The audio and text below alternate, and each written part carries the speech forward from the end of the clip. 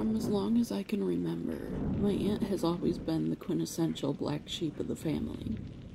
I personally love her to pieces, but the entire family talks about her, calling her weird and uneducated. My mom says my aunt is her favorite human, so neither of us understands why the rest of the family doesn't get to know her. One weekend when I was 16, Aunt Tamra was having some of her art featured in a showcase at a museum in New York. She asked my parents if I could come with her. Her and I shared a mutual love for the arts, and she knew I always wanted to go to one of her shows. My parents reluctantly said yes, knowing they had promised that once I turned 16 I'd be allowed to go. I think they figured I'd forget that promise when they said it, but I held them to it, so it was set. Aunt Tamra was picking me up Friday morning, and we'd land in New York by mid-afternoon. I'd never been to New York, so I was over the moon excited to go, and I didn't have my parents hovering over me, watching my every move. Aunt Tamra was the opposite. She left me to my devices and checked in with me once in a while, when we weren't doing something together, that is. She said kids needed to learn to be more self-sufficient. Knowing my parents would freak out if they found out, she booked me my own hotel room. "You need a vacation from all the hovering," she said. "Trust me, I know how much your mom can hover. Don't forget, she's my older sister," she added. "Just don't make me regret it, kid," handing me the room key. I was a good kid. Plus, none of my friends were here with me, so what would I do? Sneak out and wander around the streets of New York alone? I planned to just watch shows with curse words, listen to rap music, and eat too much chocolate and snacks. All things I wasn't allowed to do under Mom and Dad's thumb, but nothing that could cause problems. Aunt Tamra had to go to the museum right away to tie up some loose ends before the show, so I headed to my room to unpack and freshen up after being on the road and in the airport. I opened the door to the room, letting it slam shut behind me, made my way to the bed, and threw myself onto it like a kid in a movie. This is really my room. Aunt Tamra is the coolest, I thought out loud. The first order of business was to shower and put on the coolest, most New York outfit I could find. Even taking a shower in a hotel room that was all mine was more enjoyable. I understood why adults were so obsessed with vacations now. It was pure freedom. As I was getting dressed in the bathroom after my shower, I thought I heard movement out in the other room. Not wanting to admit I might be scared less than an hour after getting my own taste of freedom, I slowly opened the bathroom door as quietly as I could. I swore I saw a shadow of a person pass by towards the bed. I wasn't even sure what I could do. I was a 16-year-old girl, alone in a hotel room, nearly 1,000 miles from home. I was defenseless. I tiptoed out towards the open room and realized there was no one.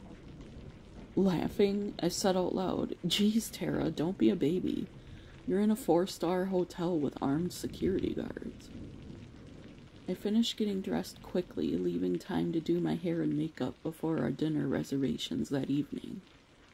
My aunt and I loved exploring new restaurants and cuisines, so I knew wherever we were going, it would be amazing. And it was. We waddled back to our hotel rooms, stuffed to the point of not being able to talk that night. We simply waved at each other, and my aunt pointed at her eyes, then at me, making sure I knew if I pulled anything, I'd be in trouble. I laughed and blew her a kiss.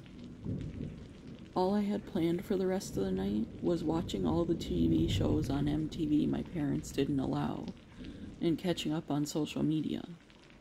I also had a video chat planned with my best friend Kate back home to tell her how amazing New York was. Oh my god, Kate, we went to this fancy Italian restaurant that my aunt had to pull strings to get reservations to, and we're so stuffed I can barely breathe, I said. I still just can't believe how cool she is. Your own room? So awesome, she replied.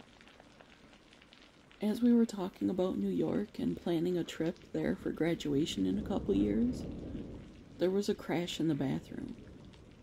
Tera, what the heck was that? I heard it through the phone, Kate exclaimed.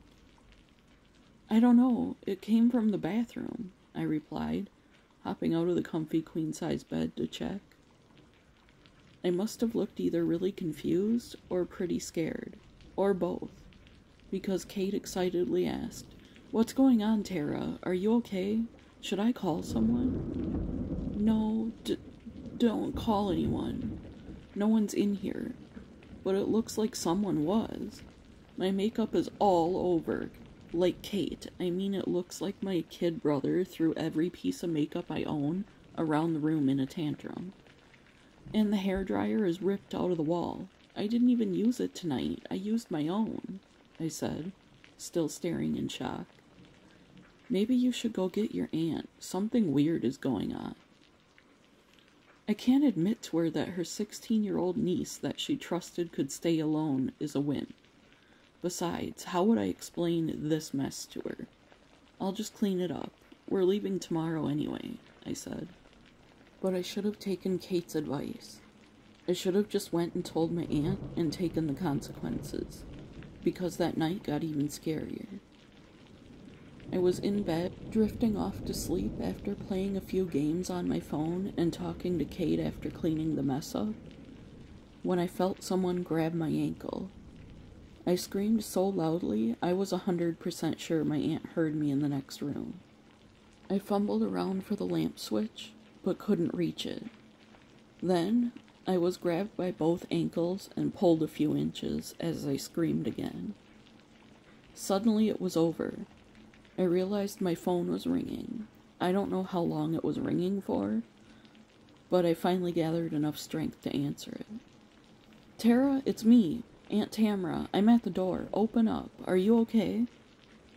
I ran to the door, flung it open, and clung to her as if my life depended on it. When I was finally able, I told her the whole story, tears streaming down my face. As I said a few times, she was the coolest person in the world. She said, Tera, you experienced a poltergeist. We need to pack you up and take you next door to my room. Get your things. A poltergeist? What's that? I asked. It's like a ghost, but it's stronger. It can use energy to move or throw things, or touch people, and they're usually angry, she said. And my aunt thankfully never told my parents about that weekend. Neither have I. Shout out to all the cool aunts out there, including myself. Not to toot my own horn, but I'd like to think that I'm that cool aunt. Thank you for sharing your chilling story. I never sleep anyway, so why shouldn't tonight be any different? If you have a paranormal story to share, email it to the address in the description below. Please like the video and subscribe if you haven't. And with that, see you tomorrow, friends.